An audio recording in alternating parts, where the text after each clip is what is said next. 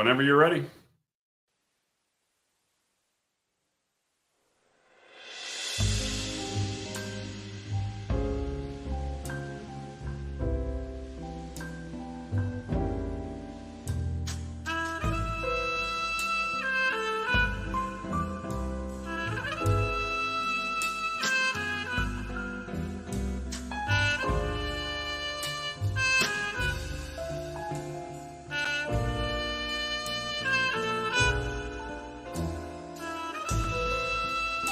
Brace yourselves. We are about to enter the underworld of the worst city in the country, seeking justice with the Batman. That's right, the Batman. That strange modern-day crusader, caped with the wings of a bat to strike fear into the black hearts of the criminals of Gotham City. This dark knight has suddenly appeared on the scene, warring against crime and baffling the authorities in his lone battle against the forces of evil in society. The identity of this vigilante remains unknown. Tonight's adventure is called The Case of the Chemical Syndicate. Our story begins with Commissioner Jim Gordon of the Gotham Police Department. Gordon is a good but tired man, one of the city's few honest leaders. Let's listen in while he tells his story. It was a rainy, slow day at the office. The kind where you have so many open cases and so few leads that you just want to slap the first guy you see in the commissioner's office and go drinking for the rest of the day. I'd been at my desk for hours when my secretary came to me. Commissioner, Bruce Wayne is here to see you. Bruce Wayne? What does a payload like him want? He didn't say, sir. I asked, but he told me it was confidential. What should I tell him? If a millionaire wants to come in, you let him in. Yes, sir. Bruce Wayne. He was probably the richest man in the city. Got his money the American way, by inheriting it from his daddy. But I had to hand it to him. He wasn't stingy with the lettuce. He threw big fundraisers for the police, ones where he was the biggest donor. That's where I had met him. I always had the feeling he was going to want a return on his investment. I guess that this was the day he was coming to collect. He walked through the door. I always forget how tall he is, almost 6'6". He's an odd creature, the build of a bear with the temperament of a mouse. He was nervous now. Faint, tiny beads of sweat were in his neatly combed black hair. His movements were jerky. You could tell even with his three-piece suit. He looked like a jumpy teenager dressed like an adult. His fiancée came through the door after him. Julie Madison is her name. She was a predictable choice for Wayne. She was new money, but her unassuming air and charm earned her a place among Gotham's socialites. All that and looks, too. She was on the tall side for a woman, a redhead, but without the usual fire. She stood tall and collected as a cat at a buzzard hangout. Mr. Wayne? Mrs. Madison? Good evening, Commissioner. Good evening. Anything interesting going on? Everything's been interesting lately. We've got that Batman character on the loose and that Red Hood lunatic and his gang causing us all kinds of grief. Yeah, I heard about them on the radio. Sure is turning into a crazy world, huh? Well, I had better not trouble you then. Bruce, we talked about this. Remember what you committed to. It's really not a problem to spend a few minutes with you, Mr. Wayne. All right. It's just that this is a very personal matter to me.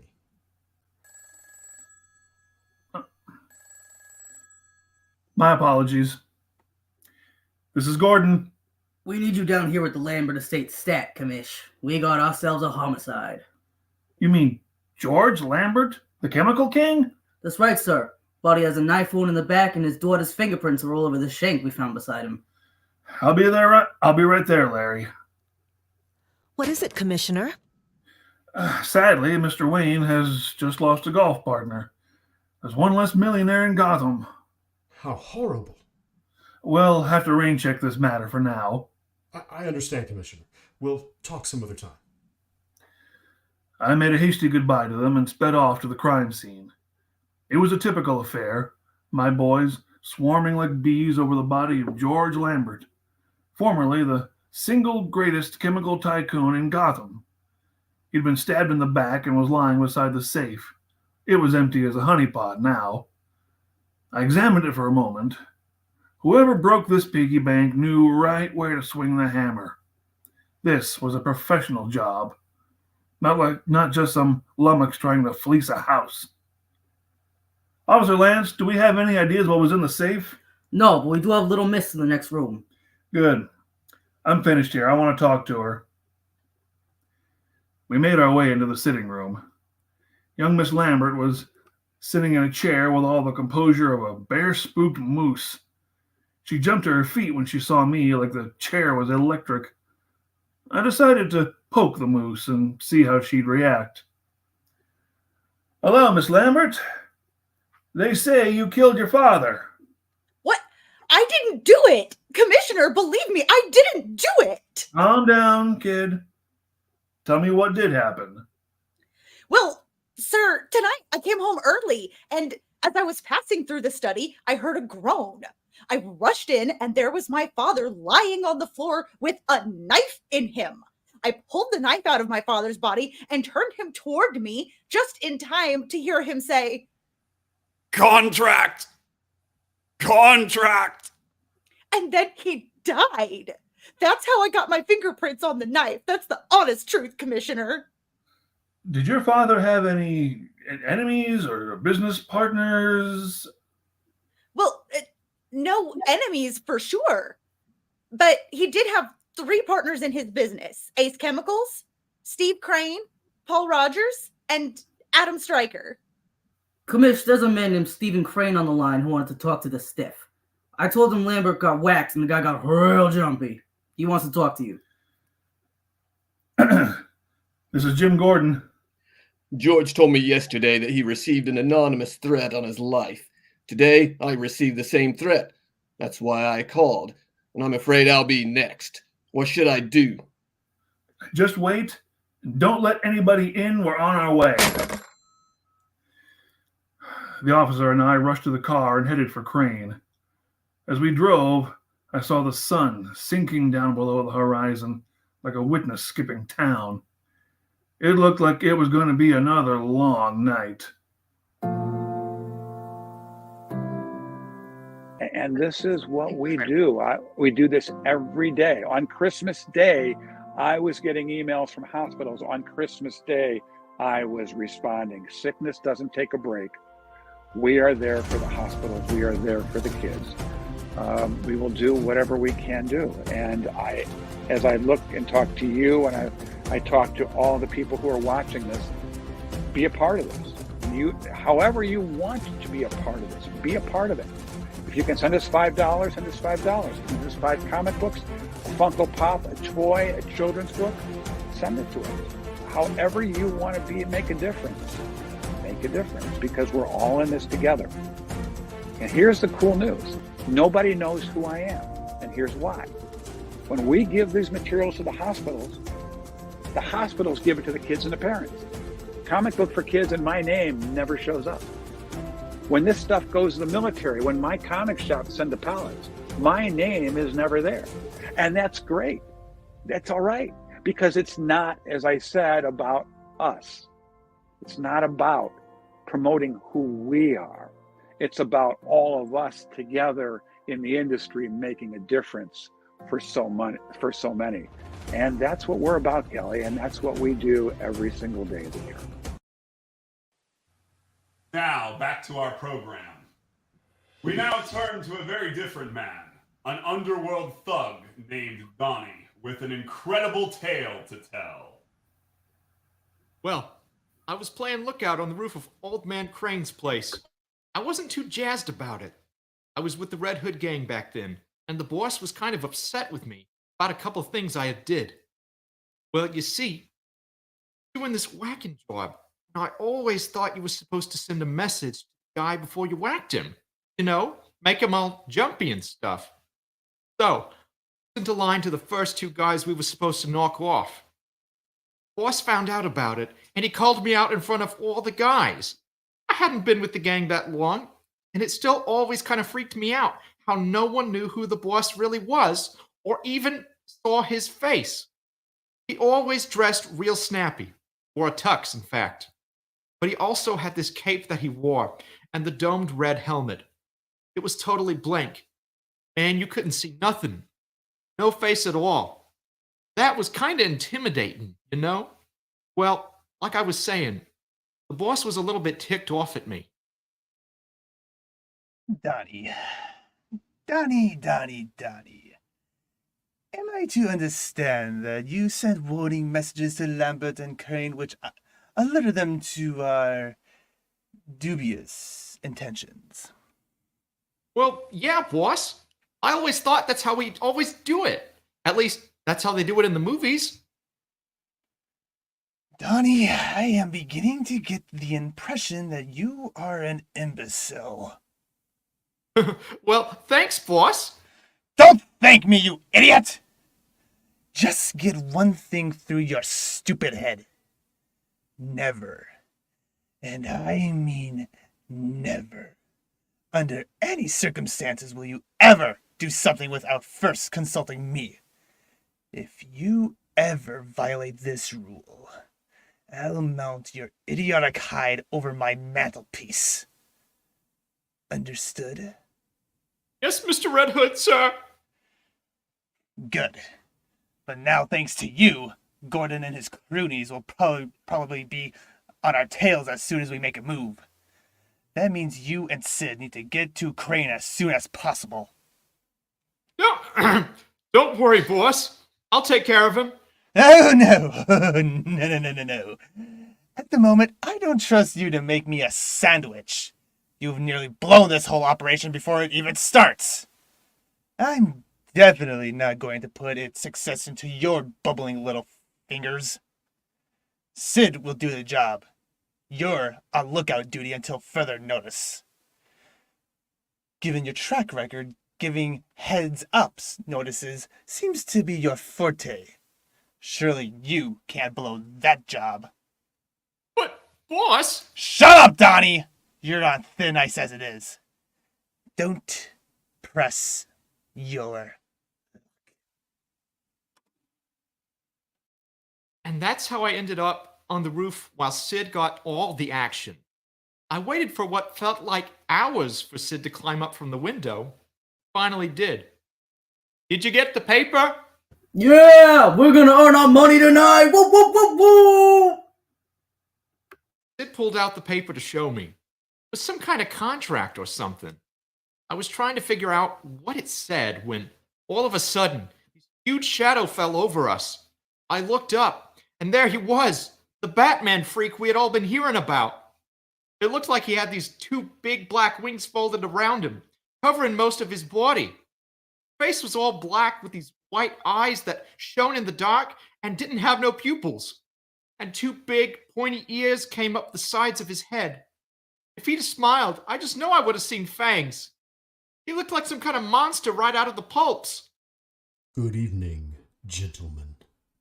Before I could even grab my gun, he spread his wings apart like he was about to fly. And then I realized he also had some human arms inside there, because he punched me, and I mean hard, right in the kisser. Donnie, no! Sid tried to help me. He rushed right at the Batman. But the Bat did some sort of judo kondo kind of move on him. Grabbed him by the midsection and flipped him off over the roof. Right. Sid! He landed down in the bushes below. I staggered back on my feet and went at him with my fists, but he was so fast. I couldn't even lay a finger on him. He kept dodging all my blows. Then, out of nowhere, I get hit in the side of the head and fall over. The thing had kicked me somehow. My head banged hard against the roof, and I was out like a log. When I woke up, I was on the ground, handcuffed with Sid. Cops were all over the place, and Gordon was standing over us. All right, smart guys. You two just murdered a man in his home and took something out of his safe. That alone will get you the chair. But this is the second man killed and robbed in the same way today. I know that you two are just pawns for your boss, and that there's probably more of you getting ready to kill Paul Rogers and Adam Stryker as we speak.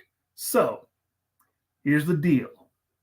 If you spill what's going on, I'll make sure the DA gets you a plea bargain. So, what was in the safe? Forget it, Gordon. We ain't stupid enough to snitch on a Red Hood. Just then, the craziest car I had ever saw went flying down the road. It was sleek and all black, and compact too. There couldn't have been more than 2 seats in it. Front grille and the headlights almost looked like some kind of face. Like on one of those old battering rams. 2 rows of white pipes circled around the sides like a rib cage. Flame was coming out the back of it like a rocket. The car looked like a spaceship from one of those science fiction mags. Some of the coppers started shooting at it, but the bullets just bounced off of it like peas. After that sight, I knew exactly what I needed to do. I turned to Gordon and blurted out, "It was some kind of contract!" You're a smart man, Donnie. So, the long and short of it is, that's how I got out of the Red Hood gang and am still breathing to tell the tale. Gotta tell you though, I ain't never seen anything like that Batman afore or since. And I ain't about to go looking for him again. That guy ain't human.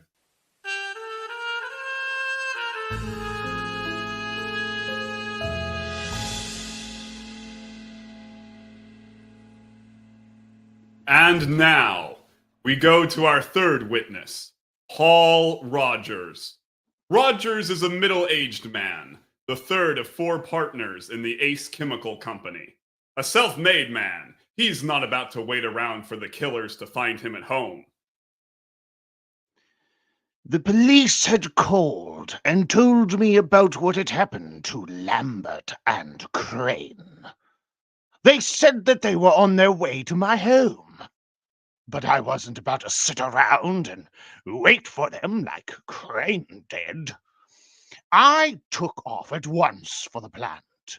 Stryker took care of the daily operations of the plant, and he liked to keep late hours. I knew I would find him there. I figured that the plant was a much safer place for us both. Once I arrived, I went straight to his office. He was there, as expected. I did not mince my words. Lambert and Crane have been murdered. What? Right in their own homes. We've got to move quick before we're next. Oh, I'm sorry, but it's too late for that. Someone hit me over the back of the head, and I blacked out. When I came to, I found myself in some kind of room in a lab. Outside, there were voices arguing. I opened my eyes and peeked out the doorway. I saw Stryker talking to that Red Hood criminal. This wasn't what we agreed on. My heart bleeds for you, Stryker. Truly, it does.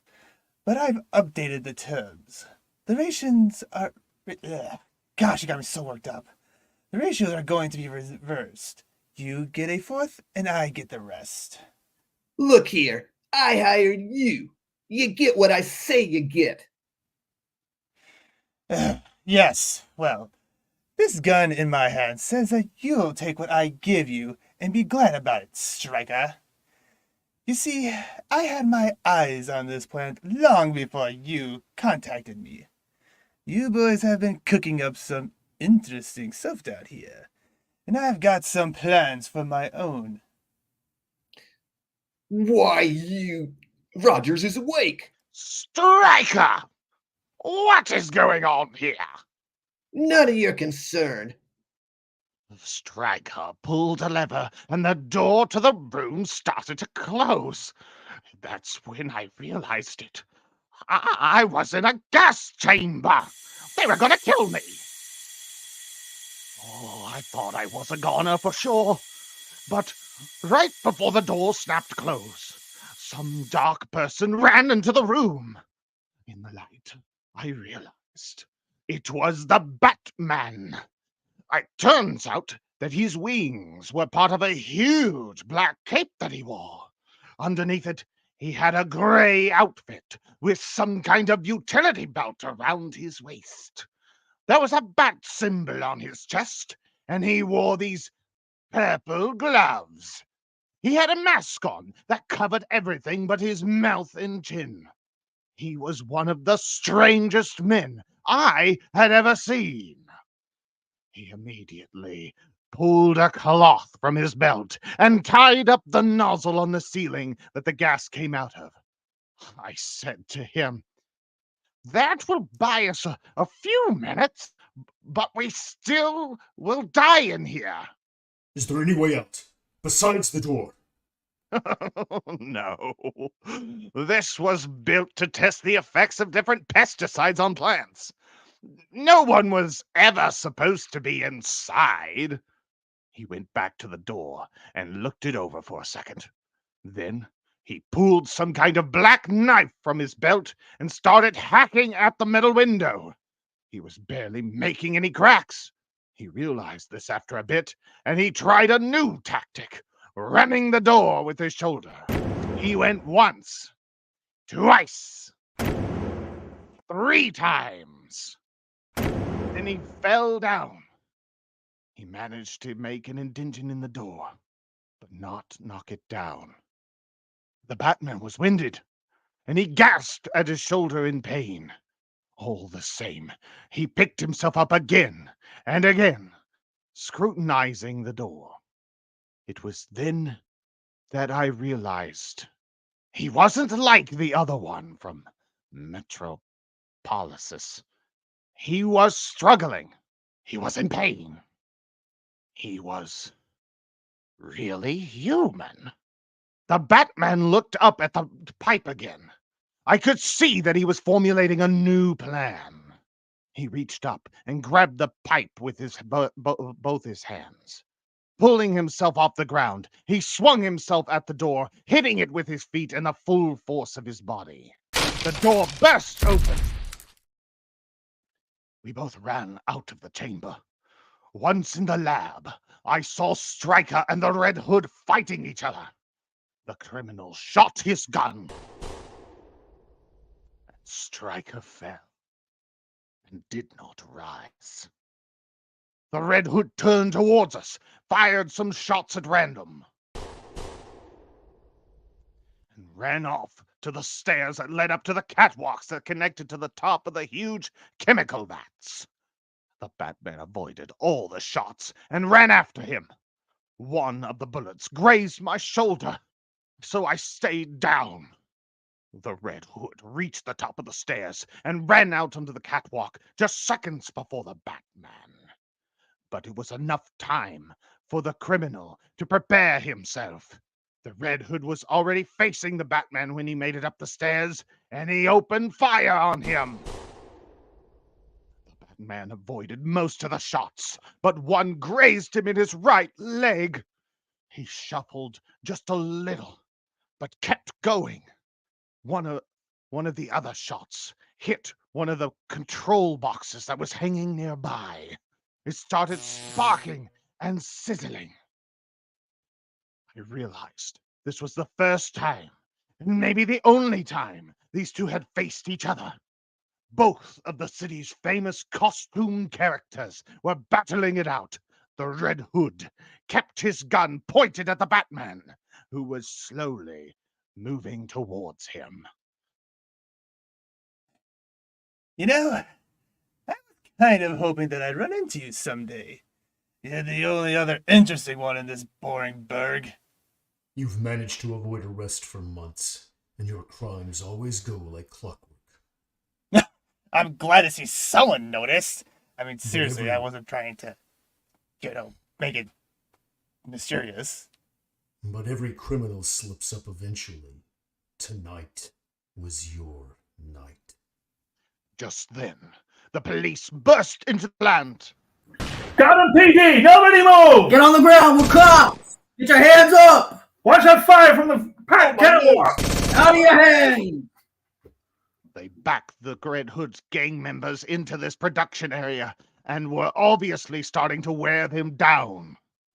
It looks like one of your stooges told Gordon about your plans. Give it up. There's no way out for you now. There's no way I'm going down without a fight. Let's see what you're made of. The Red Hood fired wildly at him, but the Batman managed to jump onto the railing, avoiding the bullet's path. Then he flung one end of his cape at his foe, knocking the gun from his hand. The Batman leaped and kicked the man in the stomach. The Red Hood stumbled back, but then he launched forward at the Batman, knocking away a punch. The villain then battered the Batman's exposed midsection with a barrage of punches. The hero stumbled back onto his bad leg, but he grabbed the end of the Red Hood's cape and pulled the man down hard. At this point, I remember hearing a loud noise coming from the chemical vats. They were starting to drain. It must have been the result of the broken control panel. I looked back at the fight and saw that the Batman was towering over the criminal, who was struggling to rise. His helmet had cracks all over it. Now, the impact of his fall must have done that. I thought he was finally beaten. But then, a small knife slid from one of his sleeves. The Red Hood sprung up, rammed the knife into the Batman's chest. I thought it was over for the hero. But he caught the villain's hand before the blade could touch him. He wrung the hand backwards, causing him to drop the knife, and then grabbed the villain by the front of his tuxedo jacket. The Red Hood freed himself by kicking the Batman, but as the hero fell back, his grip on the jacket remained, ripping off the front of it.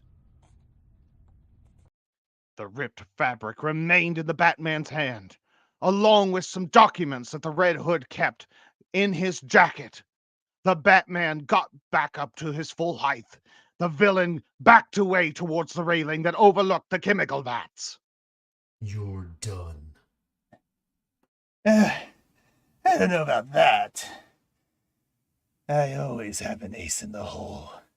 The Red Hood pulled a pocket pistol from the other side of his jacket to shoot, but the Batman was too quick. Before the villain could fire a shot, he slammed his fist into the cracked helmet, sending shards of red glass and blood flying. The blow knocked the man backwards off the railing.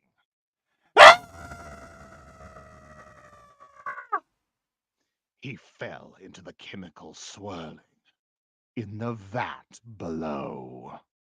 Fitting end for his kind. At this point, I ran up the stairs myself to see the documents that the Batman had seized. He handed them to me. What was this all about? Why did Stryker and this criminal try to kill me? Stryker was behind all the murders. You, Lambert, Crane, and Stryker were all equal partners in Ace Chemicals. Stryker wanted to be full owner, but he didn't have the funds to buy you all out. He figured by killing you and stealing your contracts, he wouldn't have to pay or play for the shares of the business. But our ownership is not public knowledge. How do you know all of this? I secured Crane's contract from one of the Red Hood's men. Stryker hired them to do his dirty work, but the Red Hood turned on him. Apparently, he also wanted a controlling share of the company. Oh, can I ever thank you? Just then, the police commissioner and his man ran up the stairs. I turned back to the Batman, and he was gone. It was just like he had vanished. Afterwards, the commissioner and I wrapped up our business outside of the plant. I handed him the contracts and explained the whole situation to him. I hope you don't mind if I take these contracts back to the station for a while. The DA may want to take a look at them. Gordon, You can keep them for all I care. I don't exactly know what Stryker and Crane were up to, but after tonight, I don't want anything to do with Ace Chemicals. I'm selling my share. I don't care what you do with the others. I understand. Officer Lance, Yes, boss. make sure these contracts get down to District Attorney Harvey Dent. Yes, sir. You've had a rough night, Mr. Rogers. Take it easy. I'll rest easier once I get away from this place. But I can tell you one thing.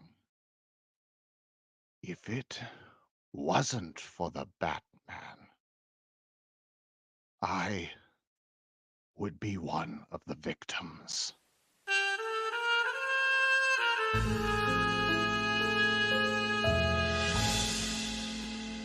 The Multiverse Fundraiser is partnering with Comic Books for Kids to raise money for their cause. Their mission is to provide comic books to children in hospitals and cancer centers across the United States, Canada, and the UK. We believe in the importance of providing stories that promote hope and bravery to kids who are facing things that are scarier than any supervillain. And we truly believe in this cause. To donate, you can either go to our Facebook page at www.facebook.com/The Multiverse Fundraiser or directly to comicbooksforkids.org. Little did Rogers or Gordon know that the contracts for Ace Chemicals would never make it to the desk of the district attorney. For the person Gordon took to be Officer Larry Lance quietly slipped down an alley as the real officer came out of the plant building. Moving deeper into the alley, this fraudulent cop removes the mask and makeup disguise to reveal the face of the woman known as Julie Madison, the fiancée of Bruce Wayne. She looks at the contracts and smiles like the Cheshire Cat. Oh, that was so much easier than I thought it would be. The cops really are chumps in this town. And now I can add this little business to my sources of income.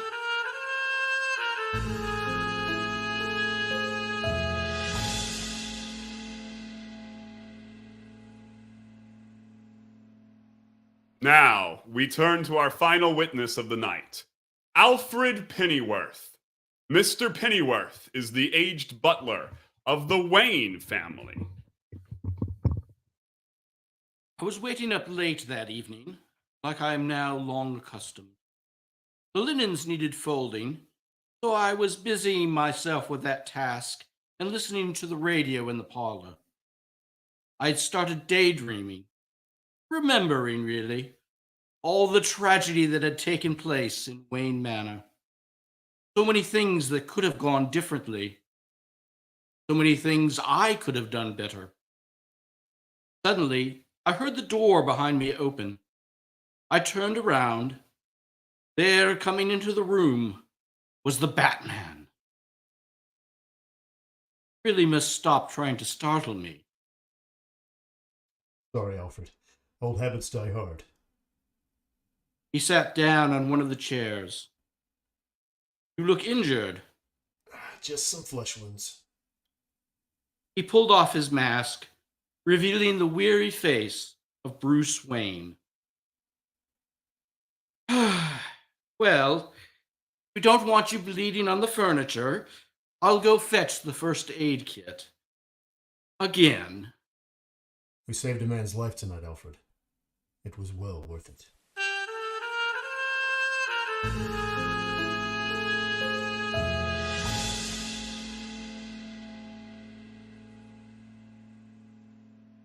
We now turn to the dark shores of Gotham River, the location into which the massive pipes of Ace Chemicals spills its toxic contents. The waters are particularly strange tonight after the plant drained all of its contents. Slowly, a figure pulls himself out of the river and onto the ground, coughing and hacking. In the moonlight, one can see that it is the battered and defeated Red Hood. He slowly removes his cracked helmet and sets it to the side. He then kneels beside the river and looks at his reflection. For a moment, he recoils in horror, but then he begins to smile.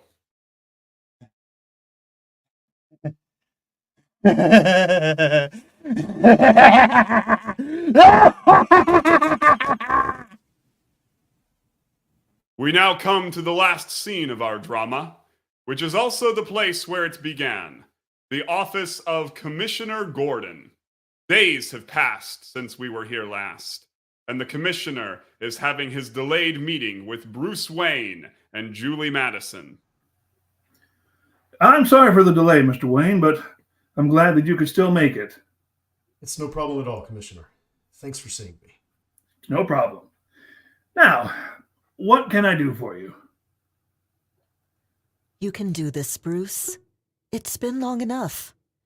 You deserve closure. They deserve closure. Oh, no, Julie. Thank you. I'm sorry for all of this, Commissioner. It's just, this request is very personal to me. It's painful to bring up, but Julie convinced me that it needs to be done. What is it you'd like me to do? I want you to find the man who murdered my parents.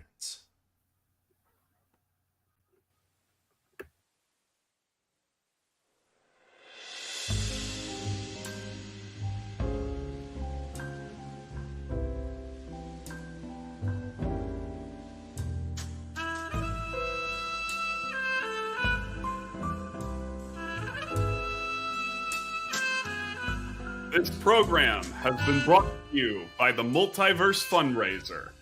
We are not just raising funds for a good cause, we are raising fun, benefiting Comics for Kids, a nonprofit organization that provides free, child-friendly comic books and toys to children in hospitals and cancer centers.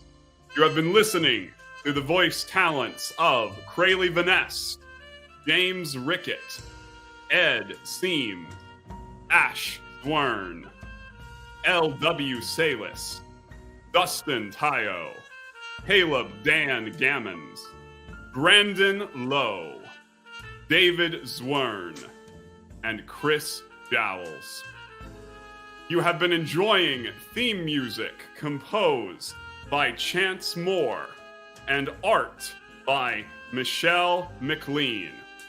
This audio drama has been adapted from the comic book The Case of the Chemical Syndicate, originally appearing in Detective Comics issue 27, published in 1939 by Bill Finger and Bob Kane. The script was adapted and directed by Hollis Thompson. Join us next time for another thrilling adventure with the Batman. Good evening. My name is Mark Weiss, and I'm the president and founder of an organization called Comic Books for Kids. Our complete and entire mission is dedicated to providing comic books to kids in hospitals and cancer centers.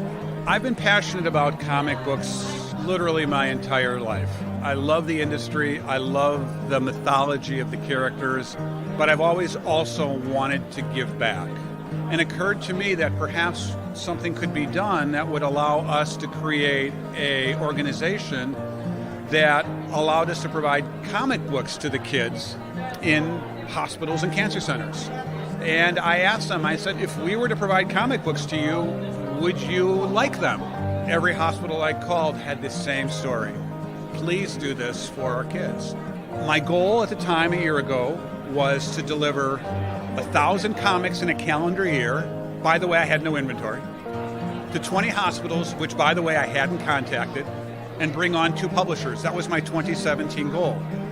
As we wrapped up 2017, we shipped out over 8,000 comics last year to over 100 children's hospitals in almost every state in the country, and almost every publisher that is here today is working with us.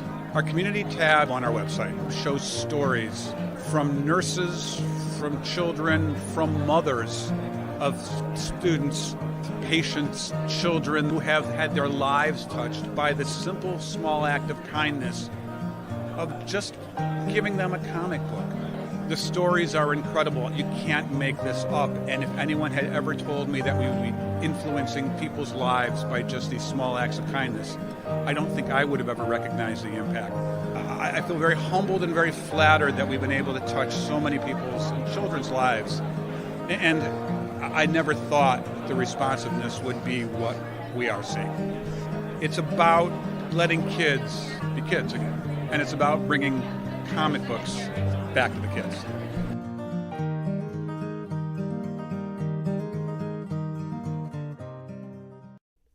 The Multiverse Fundraiser is partnering with Comic Books for Kids to raise money for their cause.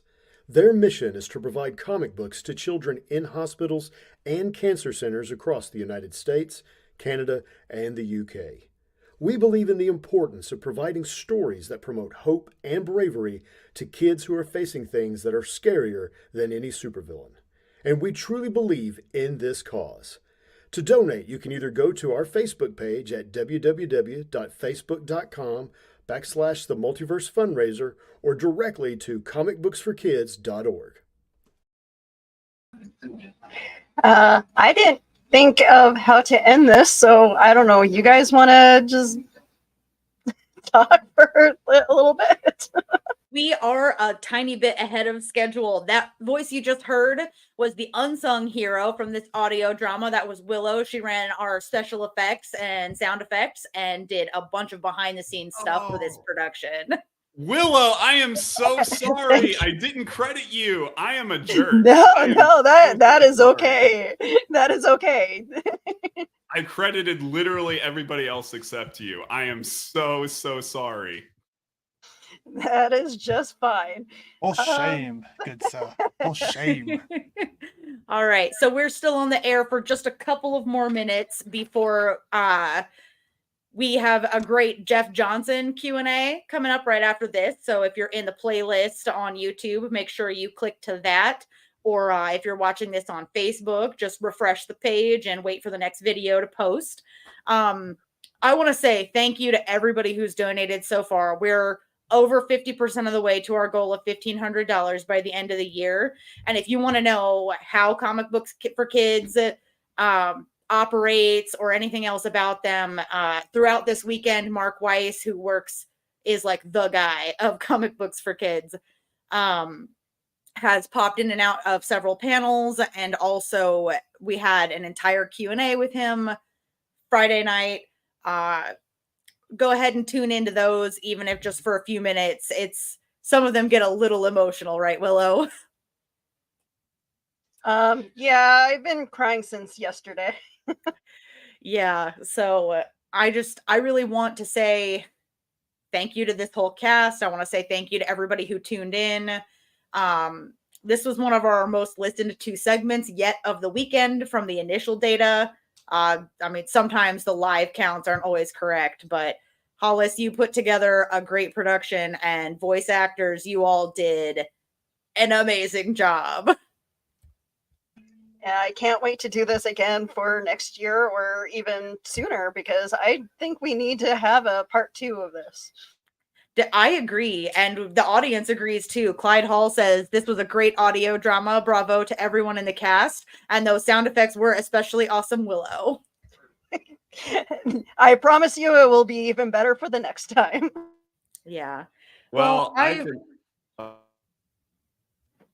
oh, sorry, I didn't mean to talk over you. I mean, you should be sorry, Hollis. You should be. I was going to ask if anyone else in the cast wanted to do a shout out or say a thank you or not, but if not, then I'm comfortable ending this a couple of minutes early to give everybody time, if you're listening at home, to like get up, refresh your ears, move around some, to loosen up those donating fingers before you type in the information you need to donate to Comic Books for Kids.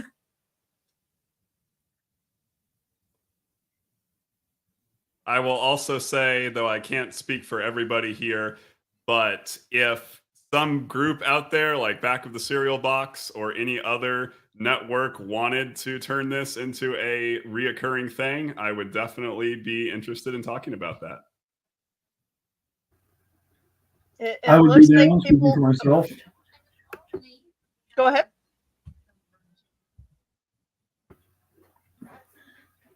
I was just going to say, I'd be down for this to be another, a regular recurring theme.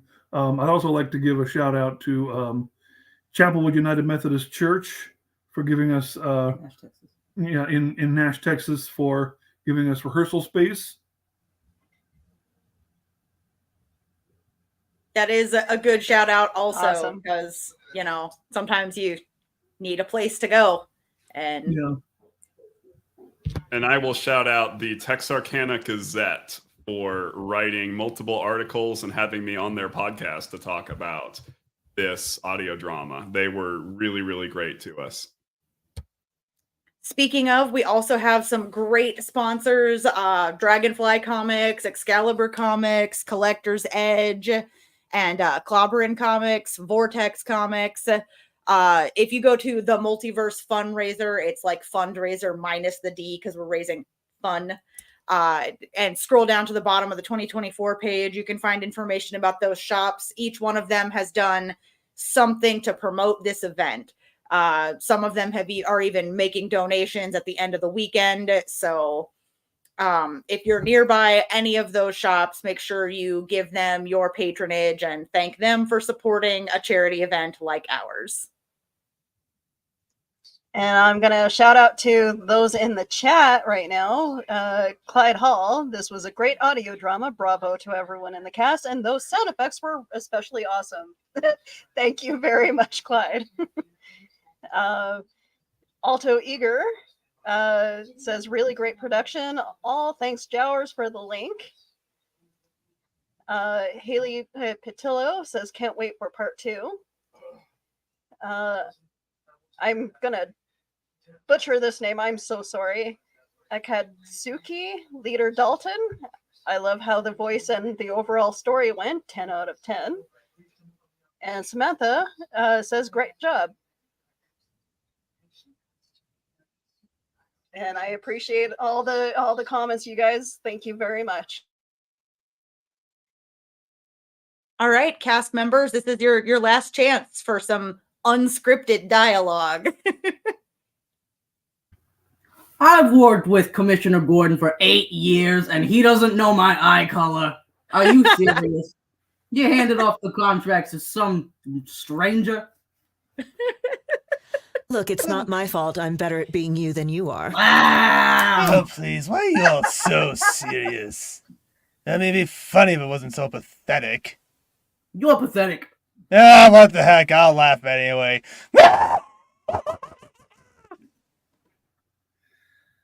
Now I definitely need a drink.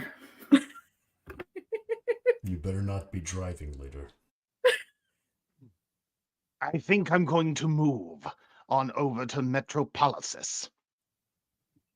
I think I like the other one better. I'm just kidding. Wow, we really at the bottom of the barrel, haven't we?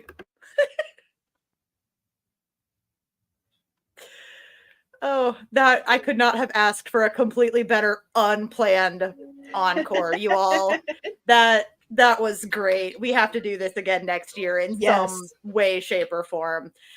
Listeners, we appreciate all of you. Tune in here in a little over 10 minutes for the Jeff Johnson Q&A. Thank you all so much. Don't forget to donate to Comic Books for Kids.